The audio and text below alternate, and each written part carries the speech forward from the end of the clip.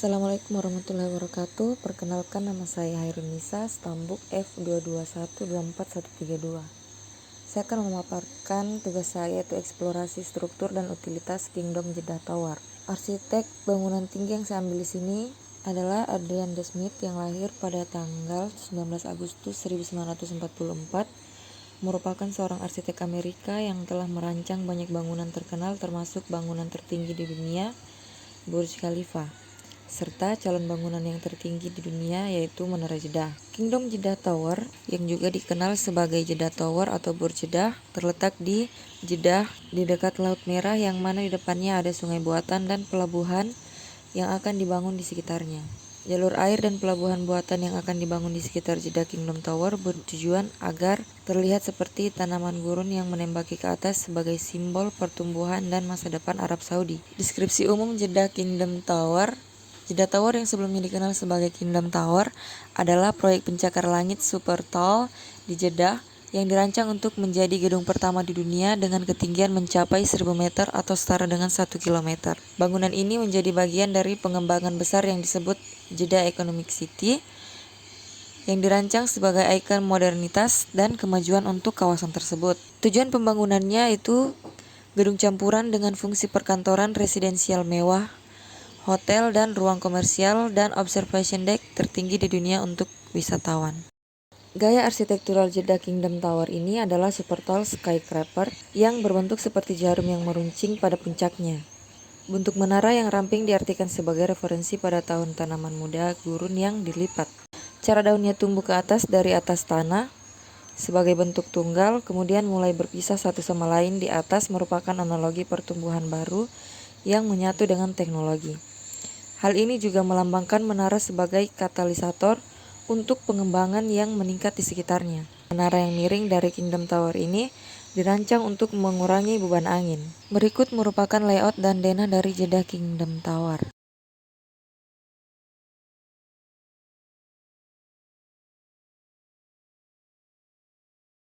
Proyek Jeddah Kingdom Tower ini akan menampilkan sistem dinding eksterior berkinerja tinggi yang akan meminimalkan konsumsi energi dengan mengurangi beban panas. Selain itu, masing-masing 3 sisi Jeddah Kingdom Tower ini memiliki serangkaian takik yang menciptakan kantong bayangan yang melindungi area bangunan dari sinar matahari dan menyediakan teras luar ruangan dengan pemandangan Jeddah dan Laut Merah yang menakjubkan. Berikut merupakan desain interior dan eksterior dari Jeddah Kingdom Tower. Jeddah Kingdom Tower menampilkan balkon luar pada ketinggian 2:3 berbentuk lingkaran berdiameter sekitar 30 meter atau setara dengan 98 kaki, yang dikenal sebagai teras langit. Di satu sisi bangunan untuk penggunaan pribadi oleh penthouse pada tingkat 157. Pada awalnya balkon ini dimaksudkan untuk menjadi helipad, tapi diturunkan menjadi lingkungan pendaratan yang tidak sesuai dengan pilot helikopter. Pada ketinggian bangunan itu juga akan berfungsi sebagai teras berbayang untuk area menara lainnya, dan bagian luar bangunan akan menggunakan kaca konduktif rendah untuk menghemat biaya pendinginan dengan mengurangi beban panas. Struktur Jeddah Kingdom Tower. Ketinggian gedung akan mencapai 1 km ke atas atau tepatnya 999 meter. Gedung tersebut akan menjadi tempat observatorium tertinggi di dunia. Penggunaan material beton bertulang mutu tinggi dan spesifikasinya dapat dilihat pada gambar berikut ini. Jeddah Kingdom Tower merupakan perkembangan teknologi terbaru dari gedung CN Tower dan gedung Burj Khalifa. Sistem struktur yang digunakan Jeddah Kingdom Tower adalah bearing wall system, yang mana bearing wall system disebut juga sistem struktur dinding pemikul, sehingga gedung ini tidak menggunakan sistem struktur outriggers dan tidak menggunakan kolom sebagai penyalur beban pada struktur bangunan. Selain itu, tower ini tidak menggunakan balok spandrel. Bangunan ini memiliki core atau inti bangunan yang berfungsi sebagai tempat untuk meletakkan transportasi vertikal, distribusi energi, dan mekanis dengan bentuk yang disesuaikan dengan fungsi bangunan serta untuk menambah kekakuan bangunan. Pada inti bangunan ini memiliki ketebalan dasar sebesar 800 mm. Pada koridor memiliki balok kopel dengan kedalaman 1,6 meter. Koridor ini memiliki ketebalan dasar setebal 1000 mm. Dinding sirip pada bangunan ini berfungsi sebagai penyeimbang dan memiliki ketebalan dasar sebesar 850 mm, di mana pada dinding ini memiliki balok kopel 1,5 meter meluas melintasi koridor. serta pada end walls memiliki ketebalan dasar sebesar 1.200 mm.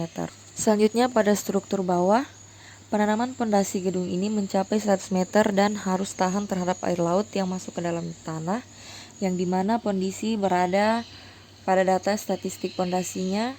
Beban total gravitasi adalah 860.000 ton, total tekanan pondasi adalah 2,65. Raf memiliki luas 3.200 meter persegi dan ketebalan 5 meter. Jumlah tiang bor adalah 270 buah. Penurunan elemen-elemen struktur yang berbeda satu sama lain adalah 25 mm.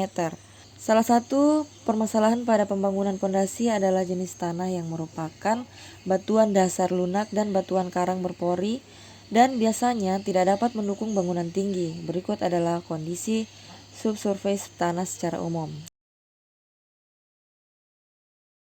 Pada tabel tersebut dapat dijelaskan bahwa kapasitas ultimate atau daya dukung ultimate bearing tanah yaitu sebesar 2,5 dengan tipe dari pembebanan adalah gravitasi serta faktor keamanan adalah 3, yang dimana kapasitas tersebut melebihi kapasitas izin bearing tanah yaitu sebesar 0,83.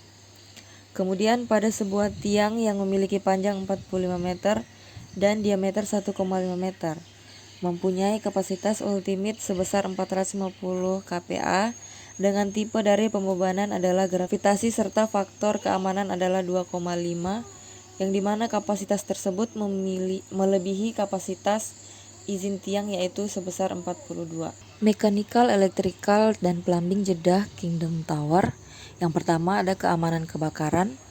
Kebakaran dan kecepatan evakuasi merupakan faktor utama dalam desain Jeddah Kingdom Tower.